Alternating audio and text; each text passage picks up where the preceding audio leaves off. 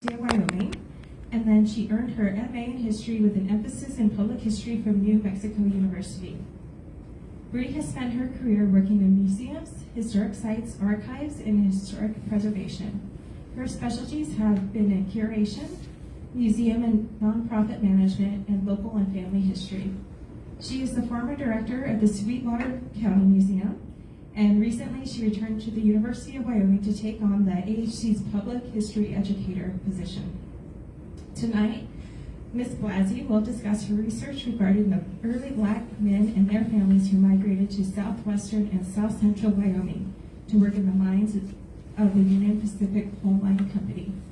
Her talk will cover the first instance of the UPCC recruiting Black men to act as strikebreakers, as well as the development of social, religious, and professional aspects of these vibrant and interconnected Black communities from 1890 to 1950. So please join me in welcoming Brie Blasi.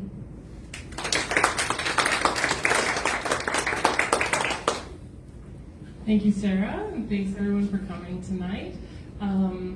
I just want to start out by saying that I'm going to be talking about some of the research that I've done over the last 10 years or so, which has to do with the very first Black families that came to the coal camps.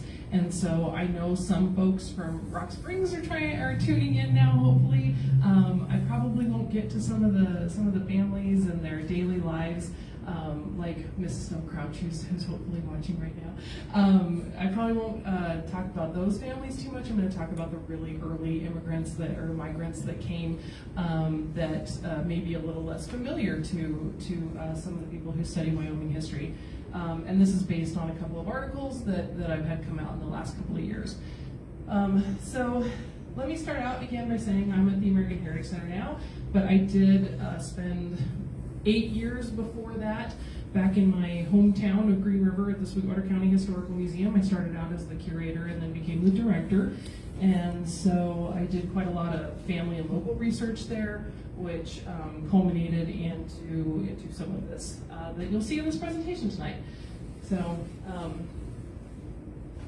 again, if you're not familiar with the area, I'm going to be talking mostly about southwestern Wyoming. It will go a little bit into Carbon County, into central Wyoming, but mostly in Sweetwater. And there were, of course, a lot of coal camps in this area as well, but a lot of my research focuses in the Rock Springs area and the coal camps around there. So a lot of people ask me how I got interested in this topic. And I have to say it all started with this photo of Emmett Collins that just happened to be chosen for the cover of my most recent article in the Annals of Wyoming about the Collins family. When I first went to the museum in Green River, I was just looking around in some of the collections, and I found this collection from the Collins family, and I saw this picture, and it's just one of those times when you just had to know more about the person, and I wanted to find out more about him, and it turned into a 10-year rabbit hole of research. So, but I was really pleased that they chose this photo for the cover because it's just my favorite, and I just love the way that it turned out. So this is Emmett again. That's the original photo on the right there that was on the cover. And then this is Emmett as a young man.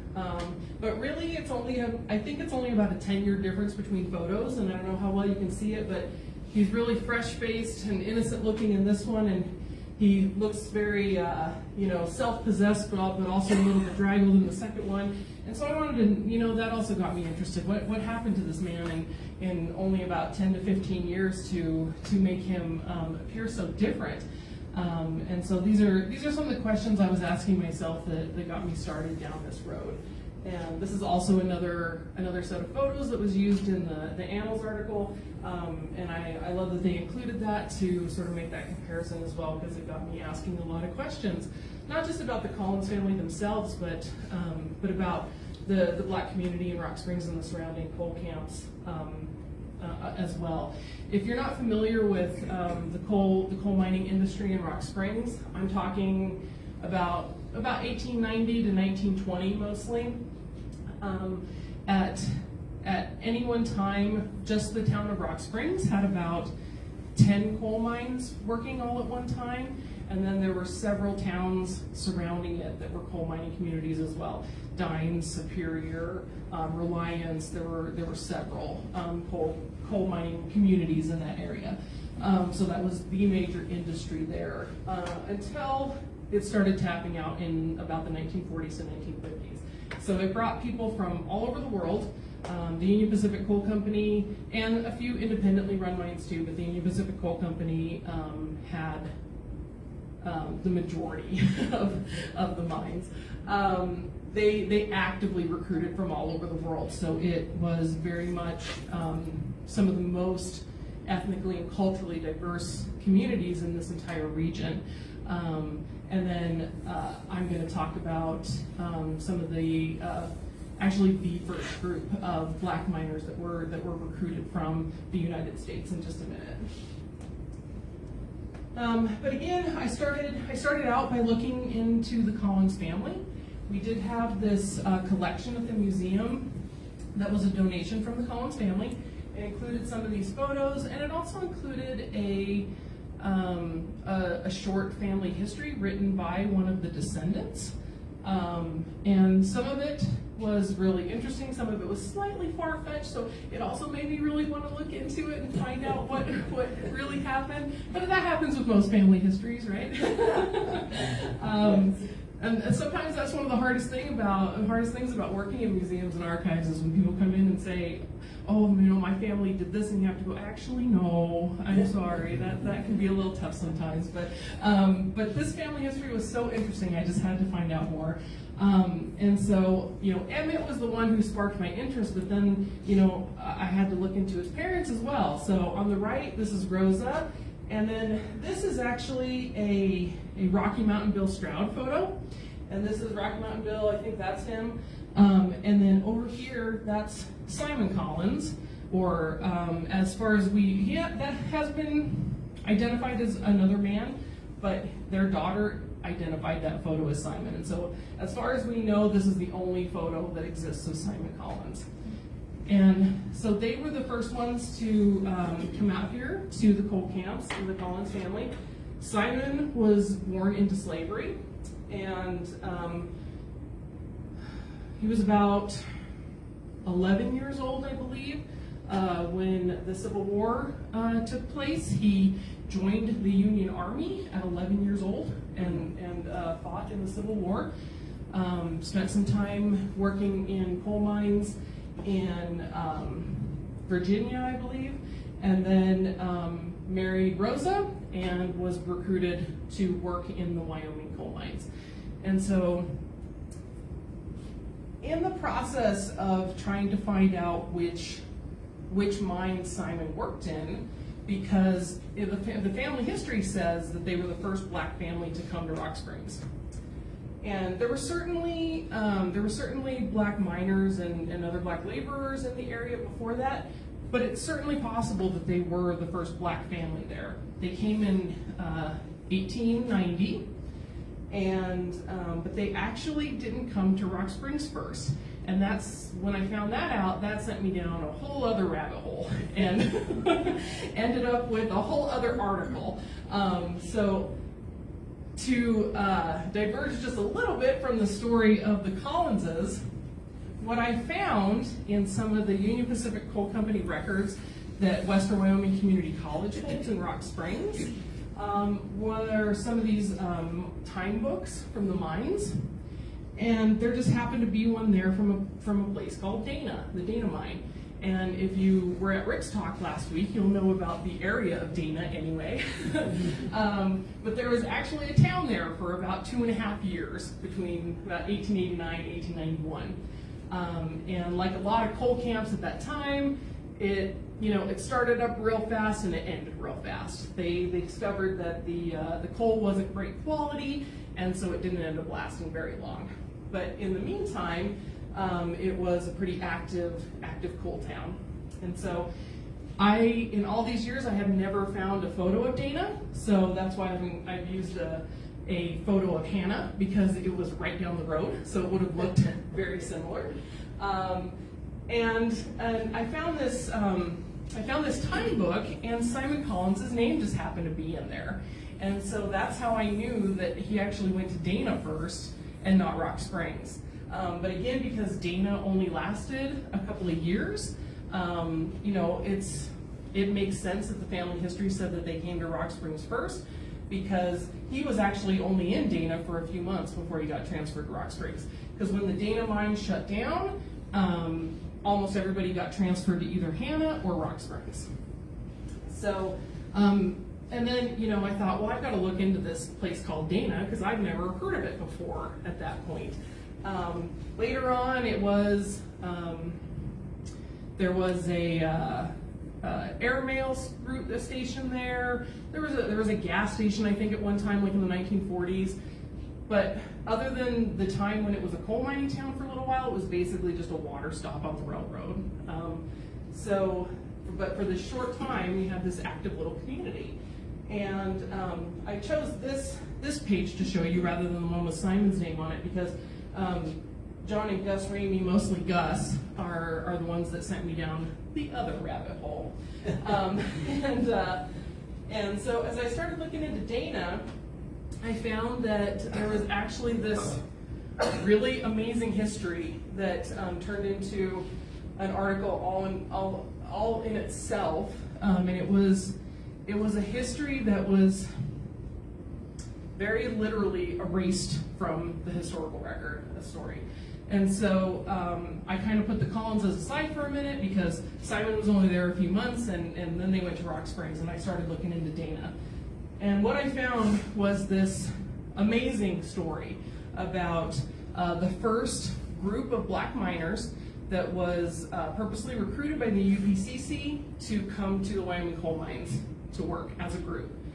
And unfortunately, like what's common practice at that time, with black miners in the West, they were brought in as strikebreakers. And so there was some tension, of course, between the white miners that were striking in Dana and the black miners that were brought in. And I won't tell you that whole story. You can read the article. There's also a shorter version on wyohistory.org if you don't want to read the whole long article. But it ended up being this really amazing story of these black miners refusing to work as strikebreakers. The press picking it up, it became this big thing, which eventually culminated in the passage of some really important legislation for that made it law for the companies to fairly weigh the coal that the miners were digging so that they were paid a fair wage. And the black miners of Dana were right at the center of that. But of course, in the press, they were also scapegoated as well. Particularly this man here, James Shepperson. Now, James Shepperson was not one of the miners recruited here. He was actually working for the Northern Pacific in Washington, and he was a recruiter up there. And then the UPCC hired him to come and recruit to bring miners to Dana as well. And so he is the only person who is named in the newspaper accounts of what went on when they were supposed to be here as strikebreakers and then refused to strike, and then the fight for the legislation. He's the only person who's ever given a name in the newspapers, because he was very much blamed for the miscommunication. It wasn't the company's fault. They just misunderstood. You know the story. You know how that goes. And so James Shepperson is a really interesting figure, and he was very successful up in Roslyn, Washington, and he was also a politician and very much a leader up in Washington. But after what happened in his short stint in Wyoming at Dana, I don't think he ever came back to Wyoming. And I can't blame him. But because no one other than James Shepperson was ever named, it was just, they were always just this anonymous group of black miners in the newspaper. With my training as a public historian, I always want to know the personal story, the personal history. And so I started doing, I started looking up names in that time book. I started doing genealogy, and I tracked down one one of the descendants of this man here, Gus Ramey. And her name is Leslie Unthank. She lives in Portland. And Gus Ramey was a miner in Dana when he was about 15, along with his brother. He was later killed in Hannah, in one of the major mine accidents in Hannah. And then his family left and moved up to the Pacific Northwest. But because the family was able to save that history, and they didn't know anything about Dana either. They only knew that the family was in Hannah. But because I was able to track them down, and they had the wherewithal to save this history and save images, this and one of his brother-in-law are the only images that exist, as far as we know, of any of the black miners that were in Dana, except for Simon Collins. So, I personally, I think that was one of the more important aspects of this research. I mean, the story of the legislation and the strike breaking, obviously, and the very first group of black miners to be recruited to Wyoming was important, but I also felt it was important to restore identity to some of these people.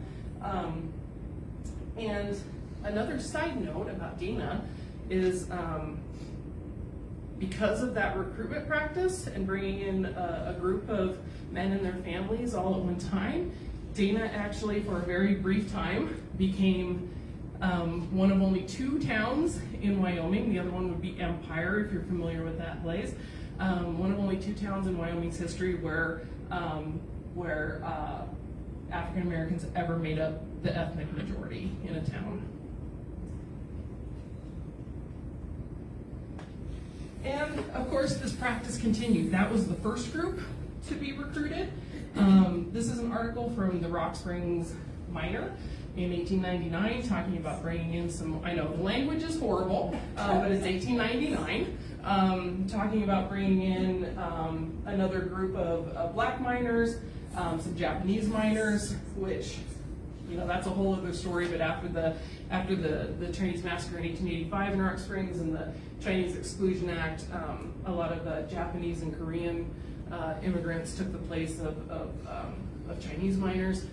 So yeah, there's a lot of horrible language, but this just shows you a lot about the recruiting practices at that time by the Union Pacific Coal Company and also the private mines as well.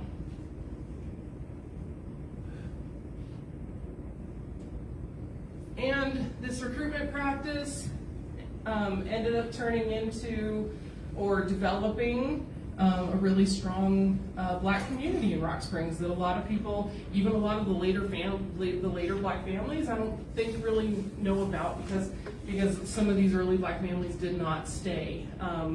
But up into the era of like World War I and the 1920s, these early miners, a lot of whom were born into slavery, I think A.U. Booker was, and also, just lost his name. I'll think of it, Randolph. In fact, I think all 3 of these men were, Robert Bellman on the right as well.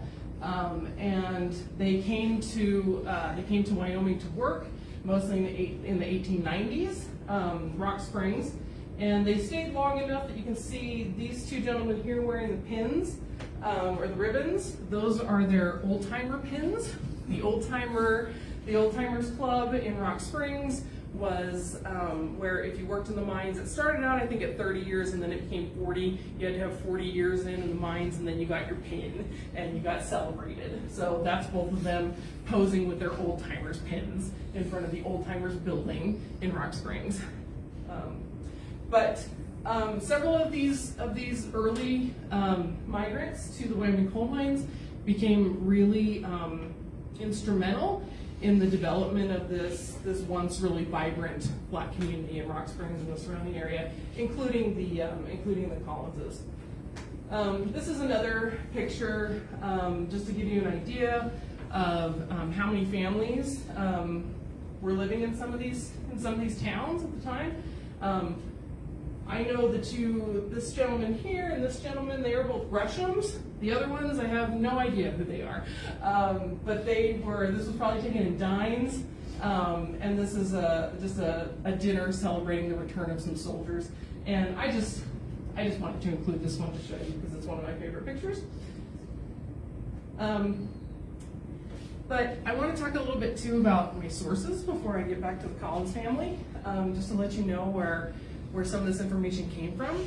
Obviously, a lot of it came from the early spark to my interest, and also some of the information about the Collins family themselves came from the Collins family collection. And unfortunately, Emmett is missing his head here, because Emmett was the one who really wanted to become a cowboy, and so of course the picture where he and his siblings are on horses, he's the one missing his head. But the gentleman on the right is Paul Stewart.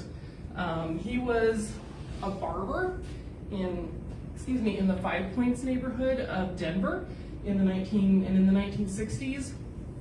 He was talking to all these old timers who would come into his barber shop and hearing all these amazing stories about, particularly in the early days, he was interested in black cowboys. And he just decided, well, no one else is recording this history, so I'm going to. And he started doing oral histories with a lot of these folks and their families, and collecting photographs, and it eventually culminated in the founding of the Black American West Museum in Denver.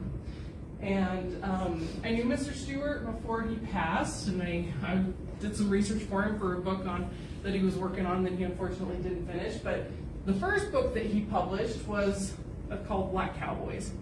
And the Collins family was one of the families that he interviewed and was featured in this book.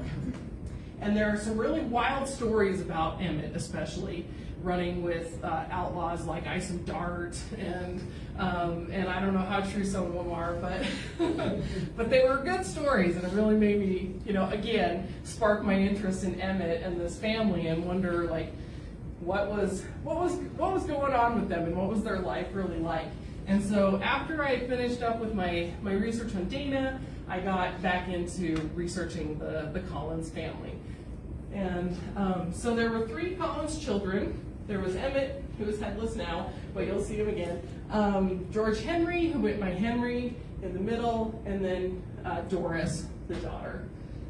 So remember now, there was Rosa and Simon, the parents.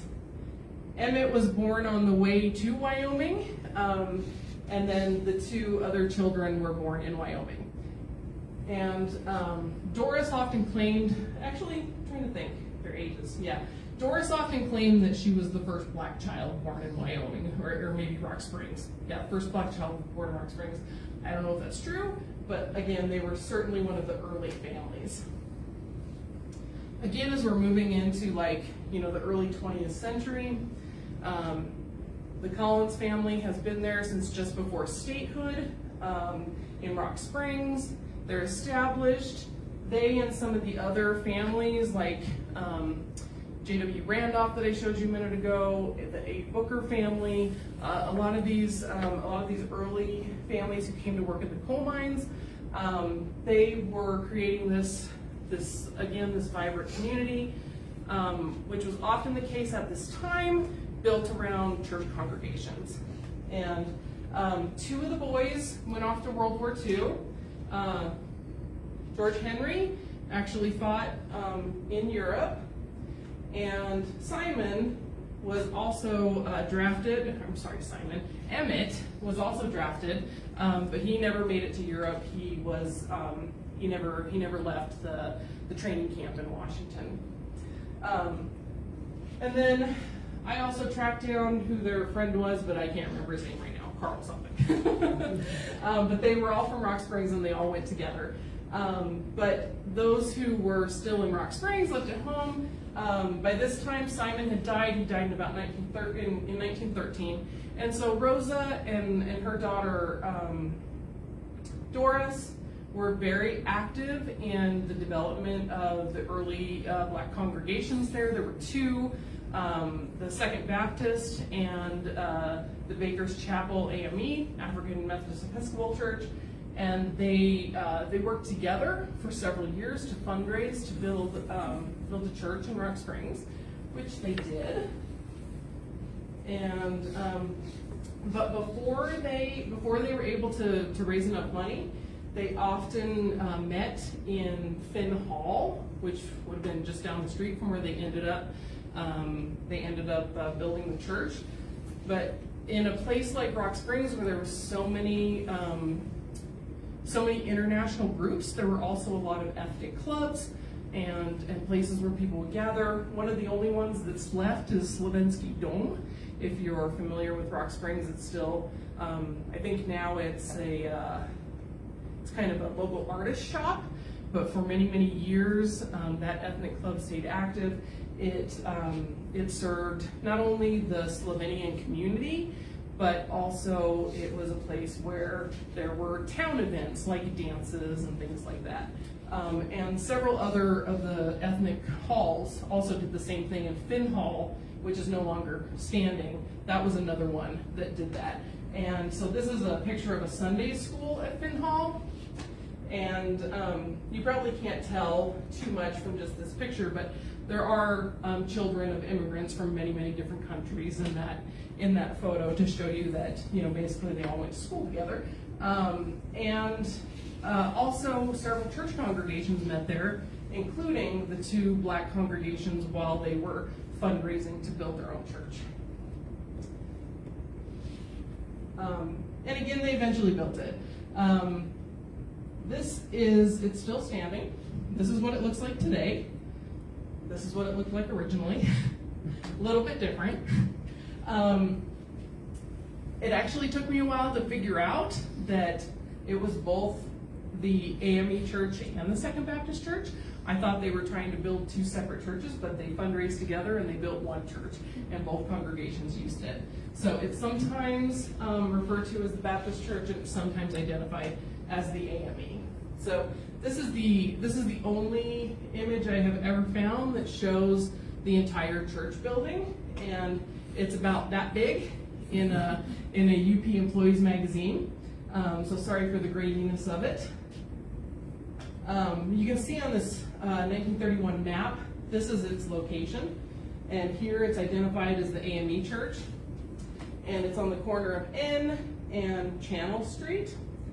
And if you're familiar at all with Rock Springs, you'll be familiar with the Saint Cyril and Methodius Saints Cyril and Methodius Catholic Church, which sits on the site of the Chinese massacre, or where Chinatown was originally, just here. This is the original Union Pacific Coal Company offices. Right here is the Old Timers building. And then right over here is downtown Rock Springs. So it was kind of right in the middle of all the action. A few years before that, as they're fundraising, they were talking about building a church on Rainbow Avenue, which is later became Pilot Butte. And so that's another reason why I thought maybe there were two different churches, because I thought maybe one was over here on Rainbow and one was over on N Street, but it's the same building. But again, that the church became the center of the black community. They were fundraising for building this church, but it also became a place where they advocated for black-owned businesses, for professional organizations, and you can see here, this is also that same building. You can see why I had a little trouble identifying the way it currently looks. But this is the only photo also that I have ever seen of one of the black congregations in Rock Springs. I showed you this gentleman earlier, J.W. Randolph. This is another photo of him with his family. And he was the preacher at the Second Baptist. So he was also very much a community leader.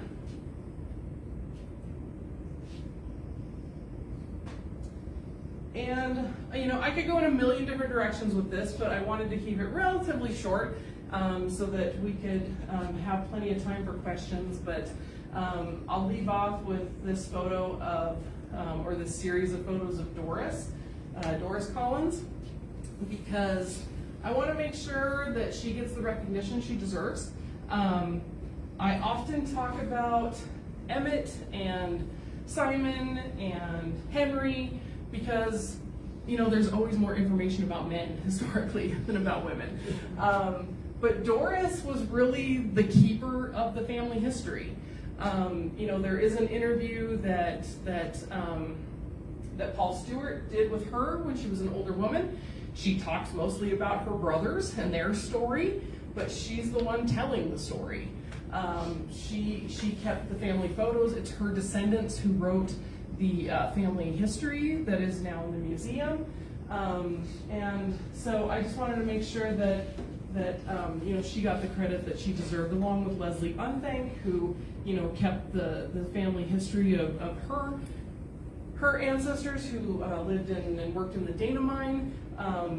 And so, you know, as a public historian, I always like to acknowledge the work that archivists and museum people do, but also, you know, we wouldn't have these collections if it weren't for the family members, particularly groups like this that were historically considered not important enough to keep their collections at a museum or an archive. And so it's thanks to the families making sure that they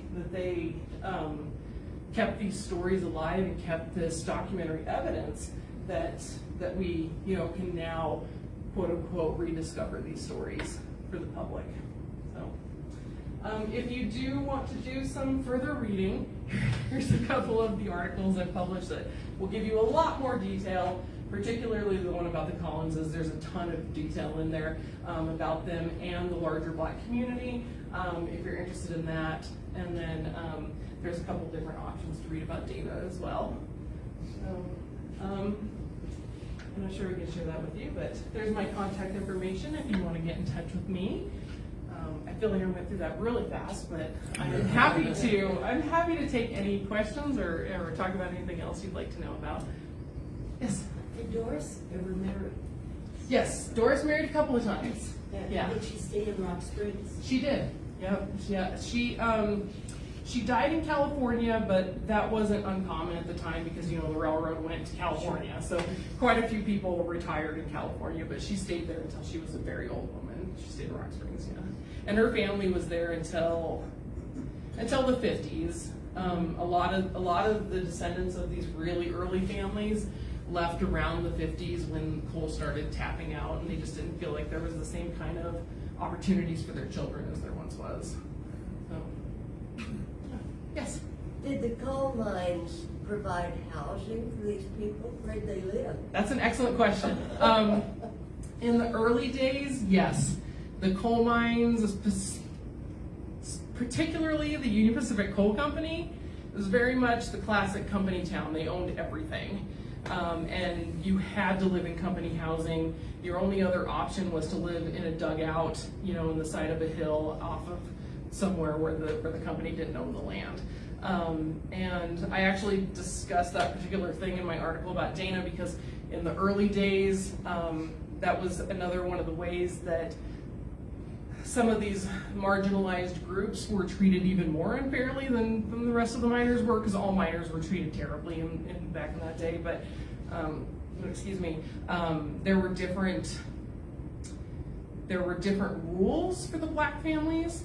They weren't segregated in housing. In fact, the UPCC purposely integrated most housing because they thought if different groups of people, you know, who spoke different languages and whatnot couldn't really communicate, then they couldn't form unions.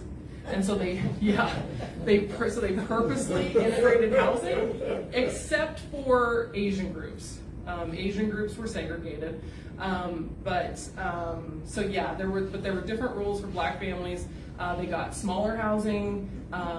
They had to live in bunk houses, and if they did get family housing, they were required to take in boarders as well, where white families were not required the same things. They were encouraged but not required. Yes? It's interesting that they recruited families that That's kind of unique. I mean, you think of cowboys and it's all young men. Right. Is that part of a strategy to?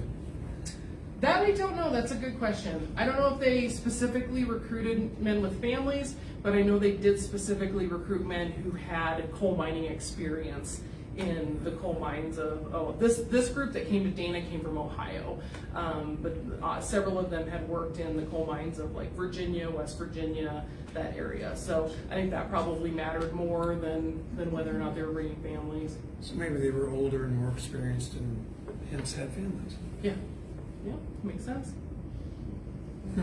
Yes.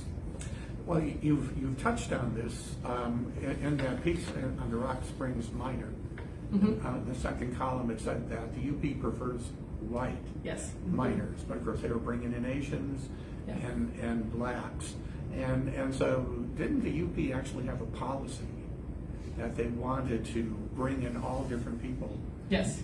So as you said, so they couldn't form unions. Yes, that was just for the readership's benefit. Good catch. Yes, they definitely said a different thing to the public and the press than they did in their letters and in their often unwritten but very much practiced policies. A lot of the letters between the Union Pacific Coal Company president and the Union Pacific. The main Union Pacific bosses back in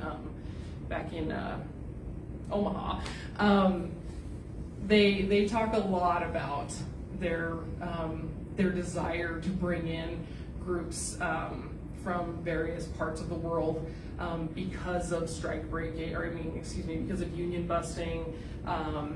For various reasons, because they could pay them less, because they could do all these things.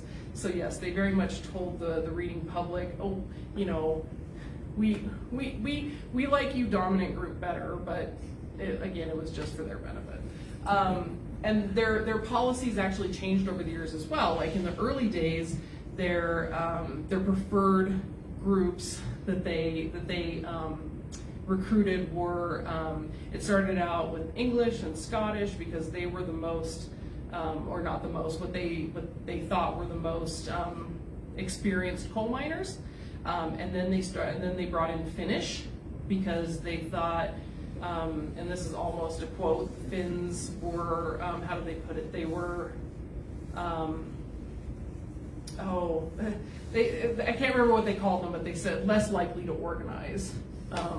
And so they just kept sort of changing their recruiting practices based on what stereotype they wanted to work by that at whatever time period. So, yeah.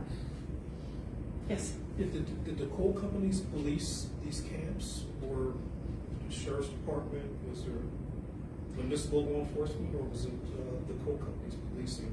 The coal companies pretty much owned everything. So yeah, they could, if they had a real problem, they could call in the county, but in the early days, there wasn't super organized law enforcement either. And especially out at the coal camps, that was considered, company property.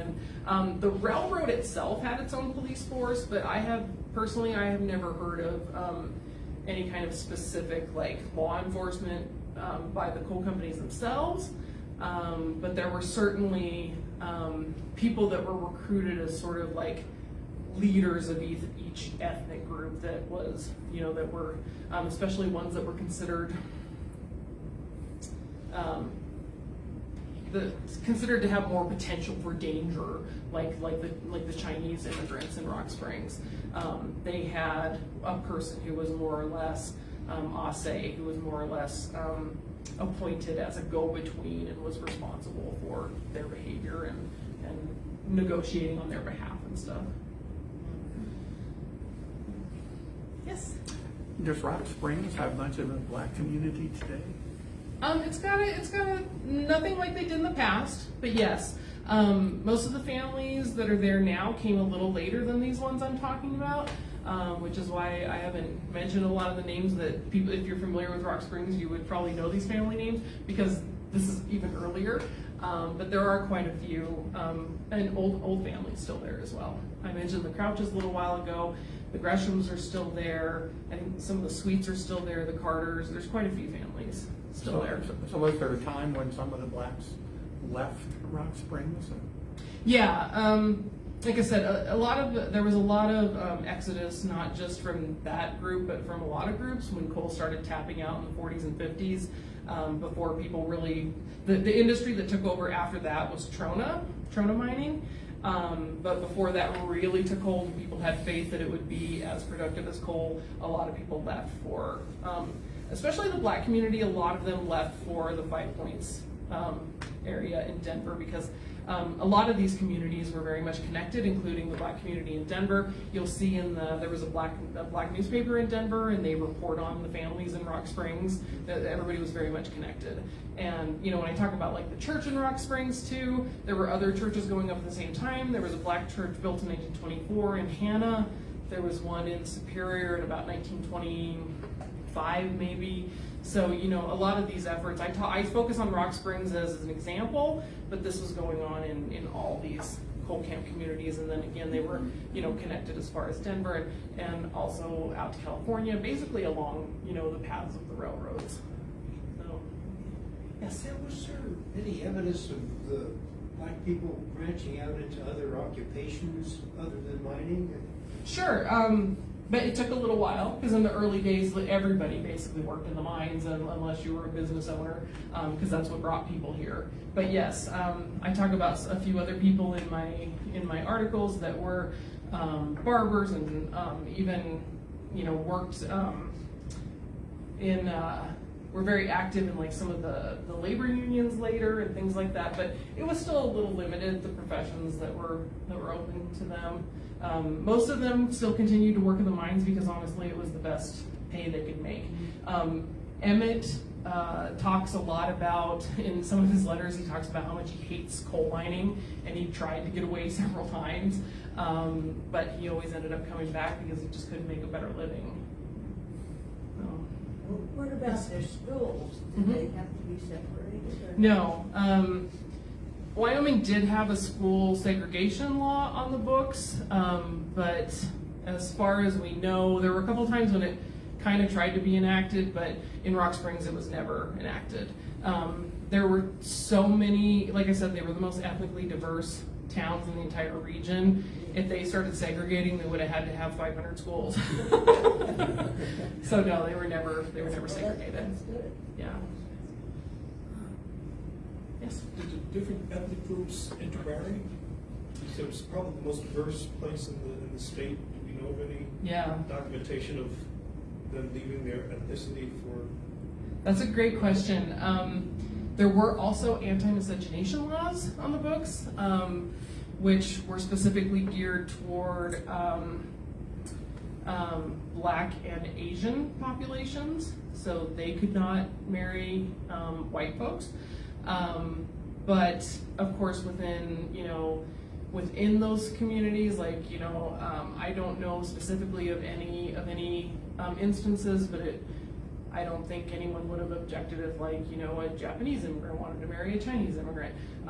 But as far as the European national groups, they kind of stuck together for a little while, but they very much they very much intermarried later on. But I have never seen an early example of a black person marrying a white person there. No.